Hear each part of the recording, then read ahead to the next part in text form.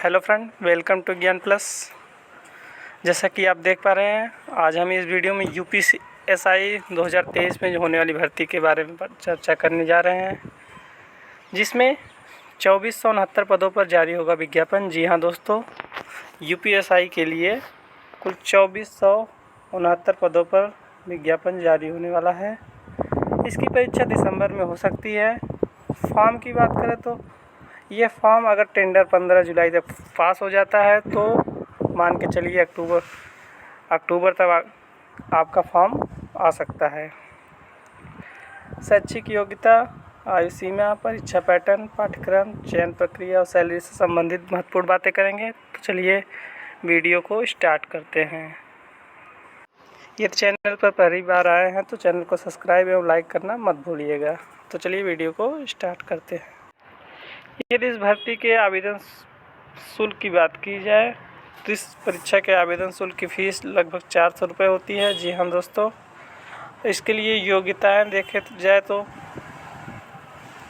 भारत का नागरिक हो, तिब्बती शरणार्थी हो जो भारत में स्थायी निवास के प्रयास से पहले जनवरी 1962 के पूर्व भारत आया हो, भारतीय मूल का ऐसा व्यक्ति जिसे स्थायी निवास के अप्रयास से पाकिस्तान, म्यांमार, श्रीलंका या किसी पूर्व अफ्रीकी देश,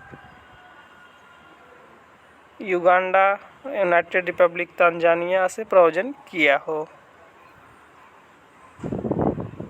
अगर बात योग्यता की जाए तो यूपीएसआई के लिए योग्यता का चरण जो है वो भारत में विधि द्वारा स्थापित किसी भी विद्यालय से ग्रेजुएशन की डिग्री माना जाता है। अर्थात आप किसी भी विद्यालय से चाहे बीए, बीकॉम, बीएससी किसी भी फॉर्मेट में अगर ग्रेजुएशन किया है तो आपने एलिजिबल है इस परीक्षा के लिए। भारत में विधि द्वारा स्थापित किसी विद्यालय से विज्ञान में स्नातक उपाधि है, सरकार द्वारा उसके समकक्ष मान्यता कोई रहता। ये अग्निशमन द्वितीय अधिकारी पद के लिए है।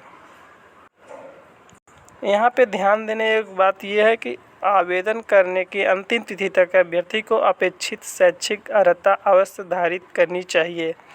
उसकी अंक तालिका अथवा प्रमाण पत्र उसके पास उपलब्ध होने चाहिए। अपेक्षित शैक्षिक अर्हता हेतु परीक्षा में सम्मिलित हुए अथवा सम्मिलित होने वाले अभ्यर्थी पात्र नहीं होंगे। जी हाँ दोस्तों, आपके पास संपूर्ण डॉक्यूमेंट्स होना चाहिए एग्ज़ाम के अंतिम तिथि तक, अन्यथा आप एलिजिबल हो सकते हैं। तो अपना सब कुछ ठीक ठाक करा के पहले से ही रख लीजिए। अगर फिजिकल कैंडिडेट की बात करें तो शारीरिक स्वस्थता में किसी अभ्यर्थी को सेवा में नियुक्त नहीं किया जाएगा जब तक वह मानसिक शारीरिक दृष्टि उसका स्वास्थ्य अच्छा ना हो। शारीरिक रूप से विकलांग व्यक्ति भर्ती के लिए मान्य नहीं होंगे। जी हाँ दोस्तों, यहाँ पे दिव्यांगजनों को लिए कोई भी आवेदन नहीं होगा। बात अगर परीक्षा पैटर्न की जाए तो इस परीक्षा में 4 विषयों से प्रश्न पूछे जाएंगे। 4 खंड में एक सामान्य हिंदी, एक मूलविधि, संविधान और सामान्य ज्ञान के प्रश्न होंगे। संख्यात्मक एवं मानसिक योग्यता परीक्षा में आपका मैथ हो जाएगा। मानसिक अभिरुचि परीक्षा, बुद्धिलिप्त परीक्षा, तार्किक परीक्षा में आपके रीजनिंग हो जाएगी, जो कि सभी 100 अंक के होंगे।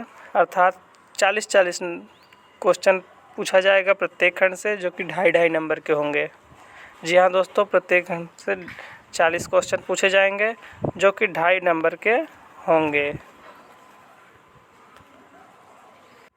और ये परीक्षा ऑनलाइन लिखित परीक्षा 2 घंटे में होगी, अर्थात 1 घंटे 120 मिनट अभ्यर्थियों की संख्या के अनुसार ऑनलाइन परीक्षा एक तिथि को 1 से अधिक पालियों में या 1 से अधिक विभिन्न पालियों में कराई जाएगी, जैसा कि आप देख पा रहे हैं। यहाँ पे एक महत्वपूर्ण सूचना ये है कि संशोधन के अनुसार ऑनलाइन लिखित परीक्षा के प्रत्येक विषय में 35% अंक, कुल 50% अंक प्राप्त करने में विफल रहने वाले अभ्यर्थियों के लिए पात्र नहीं होंगे। अर्थात यहाँ पे एक क्राइटेरिया बना दिया गया है कि आप किसी भी विषय में अगर 35% से और टोटल 50% अंक प्राप्त करने में विफल रहते हैं तो आप इस भर्ती के लिए पात्र नहीं होंगे। अर्थात अगर ये परीक्षा 400 नंबर का है, यह परीक्षा अगर 100 नंबर का है तो आपको 50 नंबर लाना अनिवार्य होगा। या फिर अगर इंग्लिश 40 नंबर का है तो उसमें आपको 35% लाना अनिवार्य है। हिंदी। अगर बात हाइट की जाए तो पुरुषों के लिए ये हाइट जो कि ओबीसी और अन्य पिछड़े वर्ग में अनुसूचित जातियों के लिए न्यूनतम 168 सेंटीमीटर है, जबकि एसटी वालों के लिए 160 सेंटीमीटर है। अर्थात एसटी वालों के लिए 8 सेंटीमीटर का छूट दिया गया है, जबकि और सभी के लिए आपको 168 सेंटीमीटर दिया गया है। आपके सीना की बात की जाए तो न्यूनतम सीने का माप 79 सेंटीमीटर बिना फुलाया और कम से कम 84 सेंटीमीटर फुलाने के अनुसूचित जनजातियों के लिए 77 सेंटीमीटर ये होगा और बिना फुलाने पर 82 सेंटीमीटर। न्यूनतम 5 सेंटीमीटर सीने का फुलाव अनिवार्य है, अर्थात सीनों को आपको 5 सेंटीमीटर कम से कम फुलाना ही होगा, तभी आप एलिजिबल हो पाएंगे। वहीं बात महिलाओं की अगर करें तो ऊंचाई इनकी 152 सेंटीमीटर मांगी गई है सभी के लिए, और वहीं एसटी महिला अभ्यर्थियों के लिए न्यूनतम ऊंचाई 147 सेंटीमीटर मांगी गई है। महिलाओं का खासतौर पर वजन पर ध्यान देना होगा। महिलाओं अभ्यर्थियों के लिए न्यूनतम वजन जो होगा वो 40 किलोग्राम से कम नहीं होना चाहिए, तभी आप एलिजिबल हो सकते हैं। यदि शारीरिक दक्षता की बात करें तो हम इसमें पुरुष अभ्यर्थी के लिए 4.8 किलोमीटर की दौड़ 28 मिनट में तथा महिला अभ्यर्थियों के लिए 2.4 किलोमीटर की दौड़ 16 मिनट में पूरी करनी होगी। जी हाँ दोस्तों, ये रहा आपके लिए महत्वपूर्ण सूचना, ये फिजिकल की बात। लिखित परीक्षा अभिलेखों की समीक्षा एवं शारीरिक मानक परीक्षा। शारीरिक दक्षता परीक्षा की तिथि व समय सूचना यथा समय अधिसूचित किया जाएगा। जी हाँ दोस्तों, आपका प्री एग्ज़ाम मतलब पहले का एग्ज़ाम पास करने पे आपको फिजिकल के लिए बुलाया जाएगा, तो इसका डेट जारी किया जाएगा। लिखित परीक्षा अभिलेखों की समीक्षा एवं शारीरिक मानक परीक्षा तथा शारीरिक दक्षता परीक्षा के प्रवेश पत्र यथासंभव बोर्ड की वेबसाइट पे अपलोड कर दिए जाएंगे। जी हाँ दोस्तों, यदि इस परीक्षा में एज सीमा की बात की जाए तो अनुसूचित जाति अर्थात एससी के लिए 21% आरक्षण दिया जाता है, जिसमें उन्हें 5 साल की छूट दी जाती है, अर्थात 21 से 33 साल की उम्र इनकी होगी। वहीं एसटी के लिए 2% आरक्षण की व्यवस्था है, 5 साल की छूट दी जाएगी, अर्थात 28-5-33 साल इनका मान्य होगा। वहीं ओबीसी के लिए 27% आरक्षण है, जिसमें 5 साल की छूट दी जाएगी। ईडब्ल्यूएस के लिए 10% का आरक्षण है और इसमें छूट की कोई भी सीमा नहीं है। जी हाँ दोस्तों, इस प्रकार से ये इसका एज क्राइटेरिया यहाँ पे फिक्स किया गया है, जैसा कि आप देख पा रहे हैं।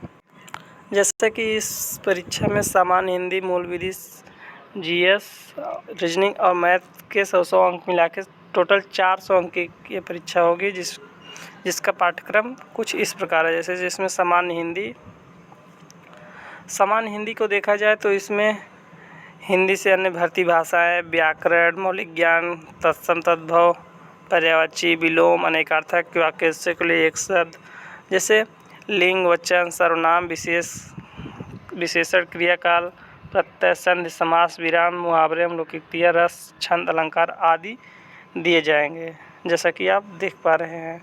वहीं मूल विधि समान विज्ञान की बात की जाए तो मूल विधि में आपका भारतीय दंड विधान, आईपीसी, सीआरपीसी के साथ साथ अनुसूचित जाति के सदस्यों, महिला, बच्चों से संरक्षण देने वाले संबंधी विधिक प्रावधान, यातायात नियम, पर्यावरण संरक्षण, वन्य संरक्षण, मानवाधिकार, राष्ट्रीय सुरक्षा, भ्रष्टाचार जैसे साइबर क्राइम, आईटी अधिनियम जैसे महत्वपूर्ण सब्जेक्ट्स होंगे। वहीं संविधान आपका पूरा पूछा जाएगा, जिसमें मौलिक अधिकार, नीति, डीपीएसपी, मूल कर्तव्य, संसदीय व्यवस्था जैसे बहुत से पद हो सकते हैं, जैसे संवैधानिक अनुसूचियाँ, बहुत से पाठ हो सकते हैं, जैसा कि आप देख पा रहे हैं।